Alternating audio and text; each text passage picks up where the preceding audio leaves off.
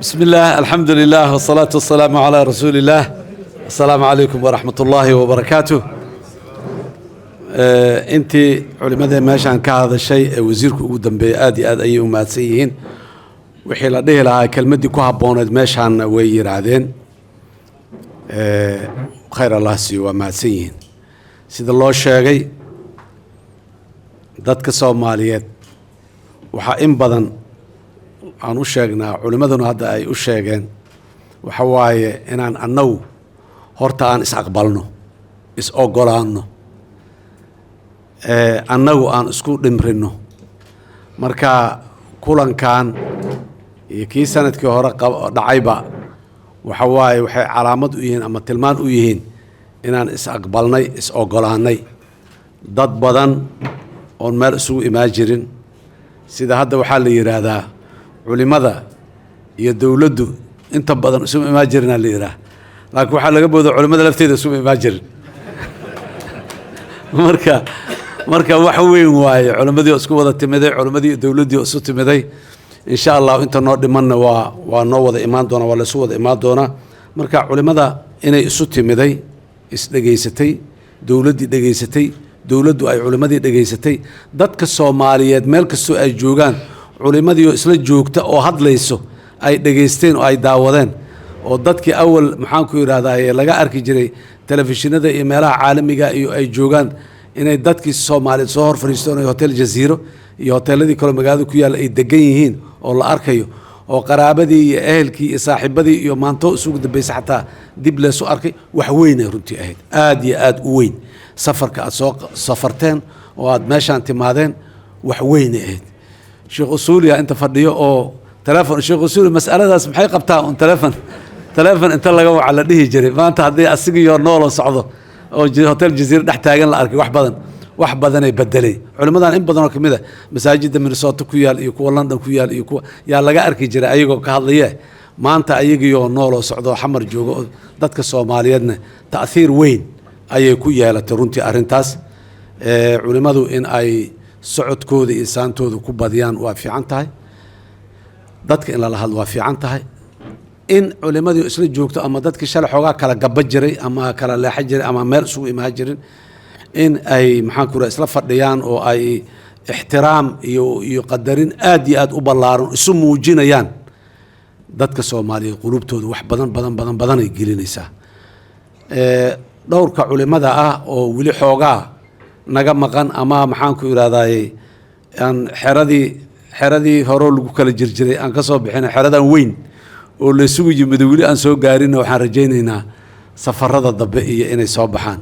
sideedaba culimo Allah adika aad iyo aad og qofka bin aadamka kuma raba hadaa tiraadid waxa kaliya aad ka fili kartid waxa adna kuma raba iyo kuma rabana waa wixii uu ilaahay aad iyo aad uga digay wala tafarraqu tadhabu riihukum tii laga yiri waay marka dadku in oo la dhageysto ra'yi waa lagu kala duwanaa kana bin aadana nahay isku qalbi ma ahin isku aqoon ma ahin isku maxaan ku iraahday khalfiyaad iyo baaga meeshan ka nimid isku mid ma aha waa kala ra'yi doonaa karnaa ilaahay aan ummadda u sameeyay inay kala ra'yi doonaato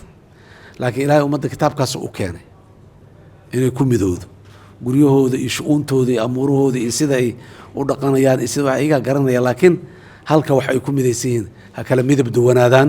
ha kala muuqaal duwanaadeen ha kala ra'yi duwanaadeen laakiin meel lagu midoobo ayuu ilaahay noo yeelay meeshii lagu midoobay haddii aan ku midoobi weyno mushkiladeenu markaasay bilaabanay waana maalin dhaweysaan u sheegay dadka Soomaaliyeed inay midoobaan oo hal dhinac ay u wada jeestaan hadday tahay siyaasad iyo hadday tahay dhaqaalo iyo hadday tahay amuuro ijtimaaci oo bulsho dhammaan waxay ku xiran tahay culimada siday noqdaan culimadii is wadata isu dhinac u jeeda isla socota is dhowraysa haddii dadku ay arkaan waa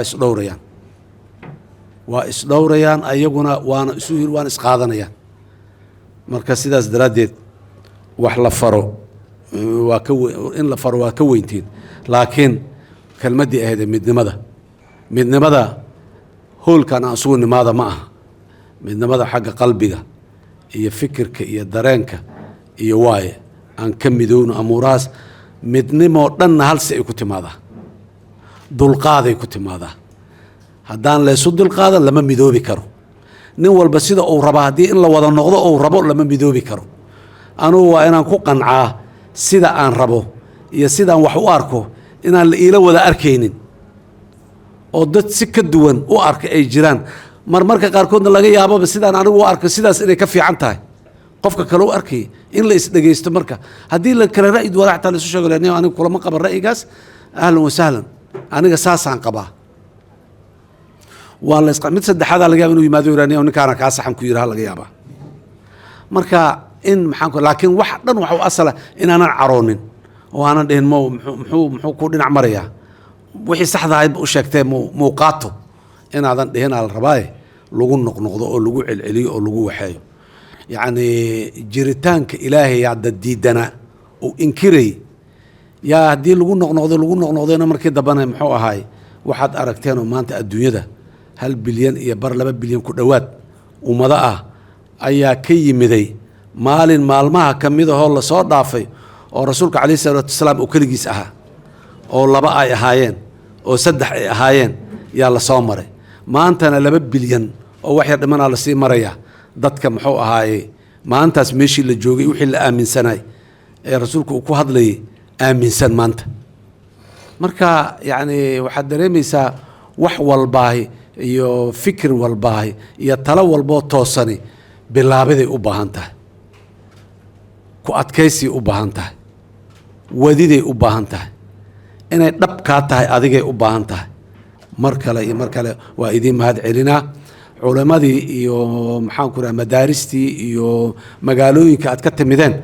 dadka Soomaaliyeedoo jooga intooda badan telefishinkayba idinka daawadana idinka arkeen intii aan aragne muxuu ahay fariinta in la gaarsiiyo rasaalado la yiraahdo war wanaaggaas lagu soo ballamay ummadda iyo shacabka iyo dadka iyo dalka iyo diintaba in loo hiiliyo oo saas loogu hiiliyo ayaa lagu soo ballamay in la yiraahdo la gaarsiiyo muxuu ahay fariintaas aad iyo aad u mahadsantihiin wassalaamu calaykum waraxmatullaahi wabarakaatuh